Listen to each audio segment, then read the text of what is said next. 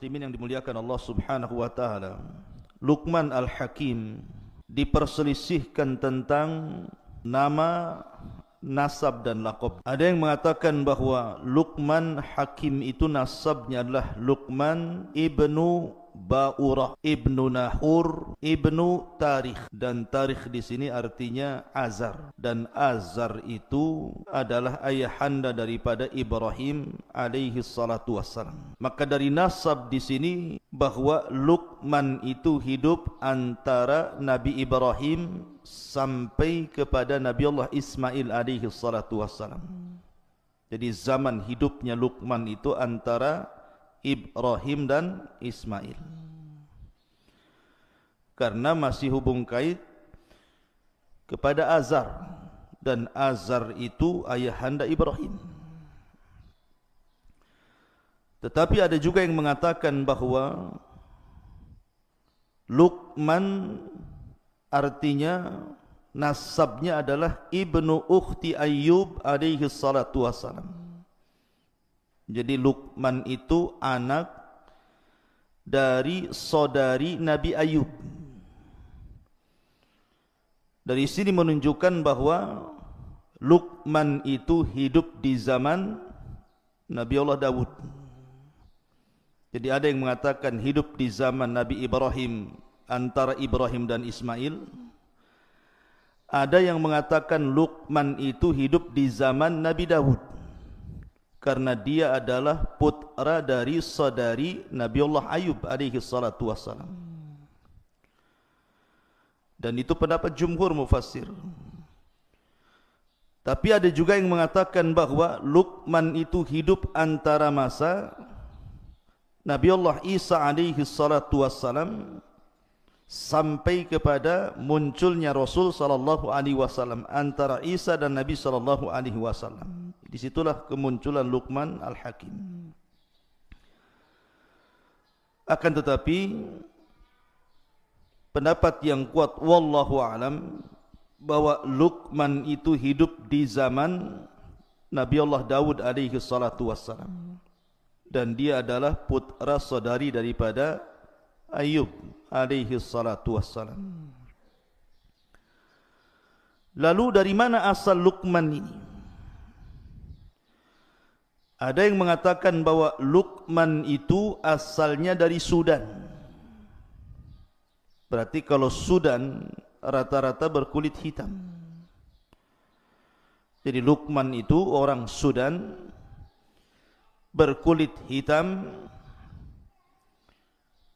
Bahkan dikatakan bahawa rambutnya itu keriting, seperti orang negro itu kan, keriting kriwel gitu ya. Kemudian juga tebal bibirnya, dan dia orangnya pendek. Dah pendek, hitam, rambutnya kriwel, bibirnya tebal. Itulah Luqman Al-Hakim. Artinya secara fisik Luqman itu bukan orang gagah, bukan pula orang ganteng. Justru secara fisik Luqman itu adalah orang-orang yang berkulit hitam. Dari sini ada faedah kenapa Allah Subhanahu wa taala cantumkan orang seperti namanya dalam Al-Quran.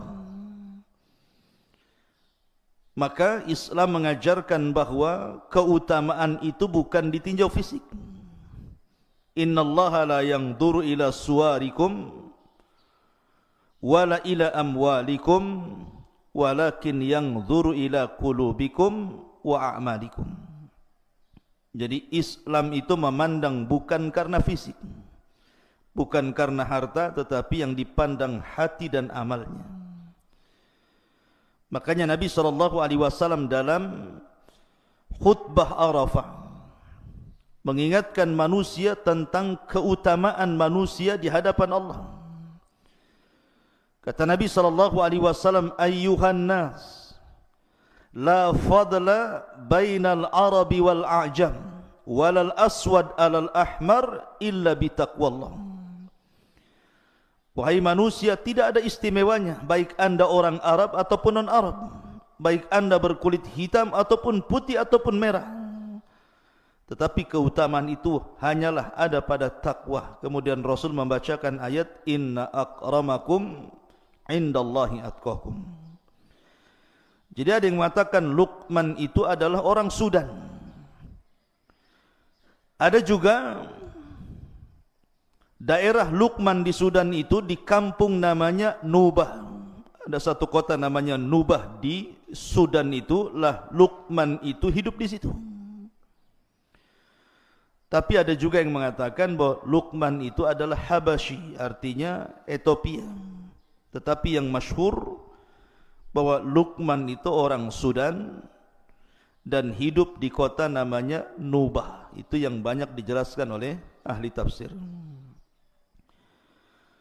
Ma'asyiral muslimin yang dimuliakan Allah Subhanahu wa taala. Adapun banyak dijelaskan para ulama siapa Luqmanul Hakim ini. Al-Imam Ibnu Katsir rahimahullahu taala mencantumkan dalam kitab Bidayah wa Nihayah, beliau mengatakan kana abdan. Luqman ini seorang hamba. Dari sini menunjukkan bahwa Luqman itu bukan seorang nabi. Ada memang sebagian ulama mengatakan Luqman itu nabi. Tetapi pendapat yang kuat bahwa Luqman itu abdan, seorang hamba, seorang budak. Subhanallah, dia orang merdeka, bukan orang merdeka loh ya, orang budak. Artinya dia ada tuannya di situ. Kalau seorang budak berarti bukan merdeka, diatur-atur oleh tuannya, karena perbudakan dalam Islam itu sama dengan barang diperjualbelikan.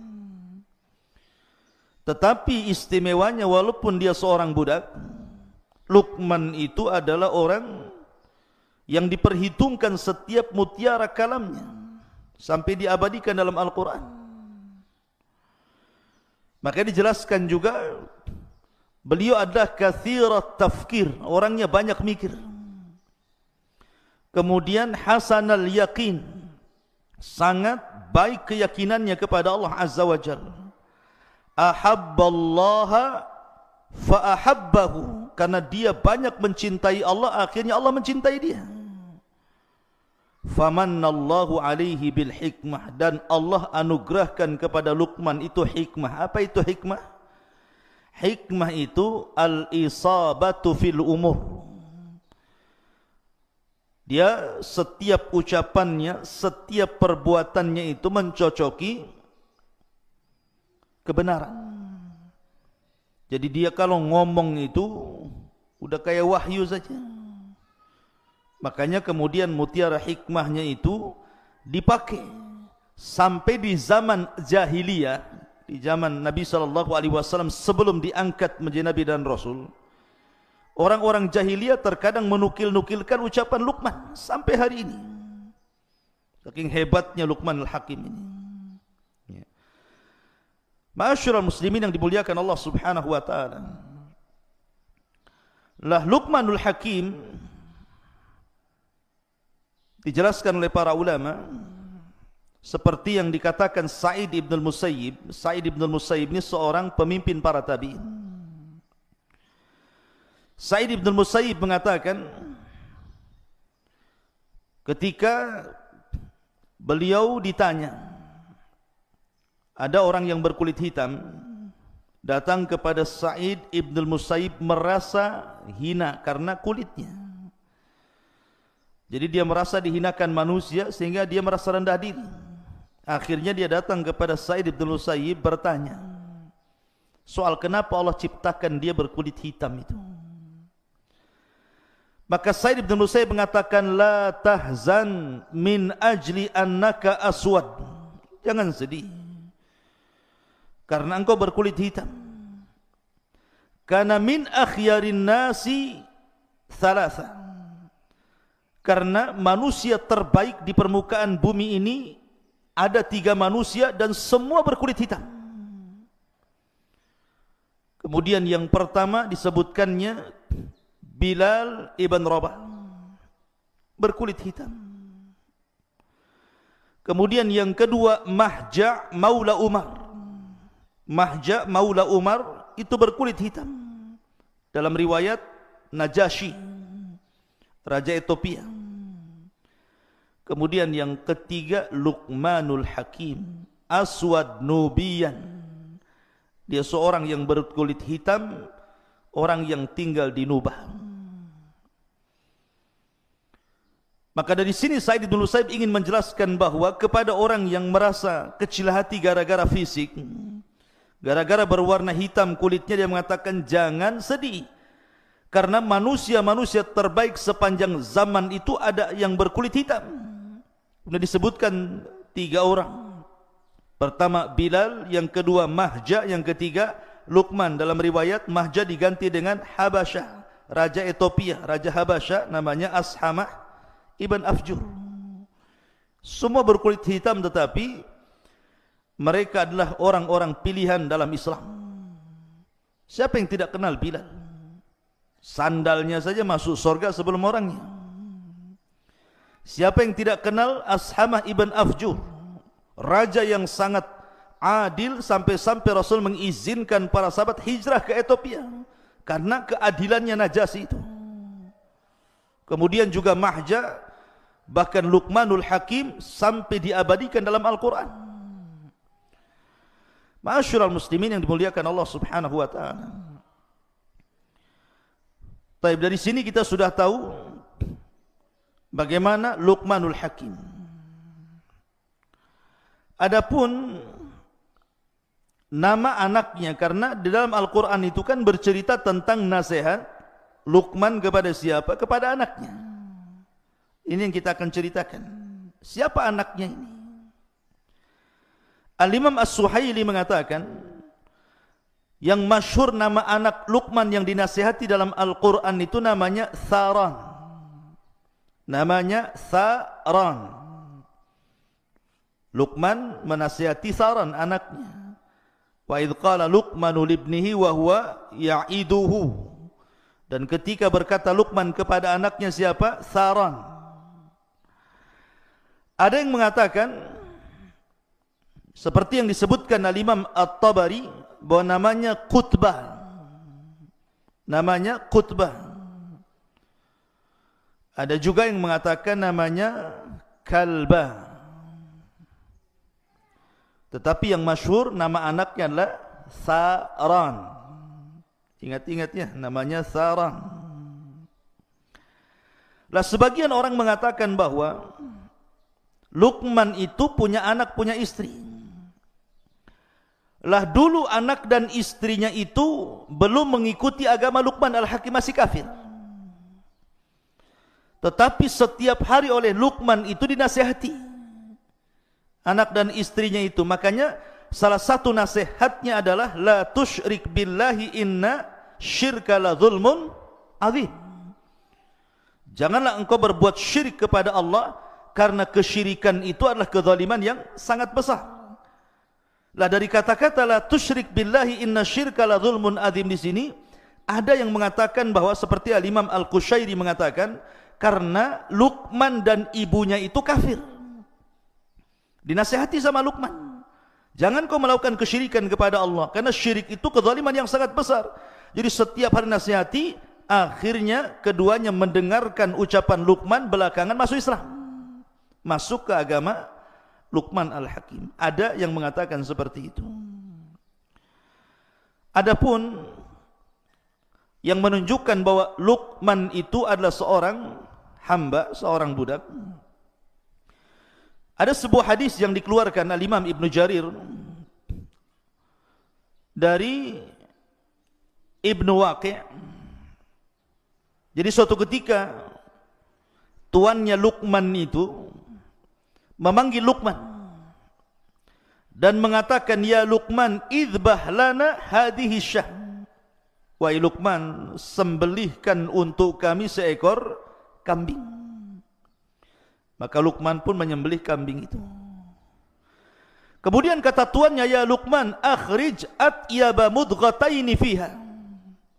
Wahai Luqman, ambilkan dari badan kambing itu yang sudah kau sembelih, kau kuliti itu, 2 Dua perkara dari kambing itu yang paling baik, dari anggota badan kambing yang paling baik itu keluarkan, kemudian serahkan kepadaku. Kemudian tiba-tiba Luqman mengiris apa? Mengiris lidah kambing, kemudian mengambil hati kambing, diserahkan kepada tuannya dan mengatakan, inilah dari badan kambing yang paling baik, lisan dan hatinya. Kemudian dalam tempo yang lain, tiba-tiba majikannya mengatakan, idbah lana hadhihi syah, kau sembelih lagi kambing itu. Akhirnya disembelihlah kambing, kemudian dikuliti. Kata tuannya, akhrij akhbatha mudghataini fiha. Sekarang ambilkan dari badan kambing itu yang paling jelek. Tiba-tiba Luqman mengiris lisan kambing itu, kemudian mengambil hatinya lagi. Majikannya heran.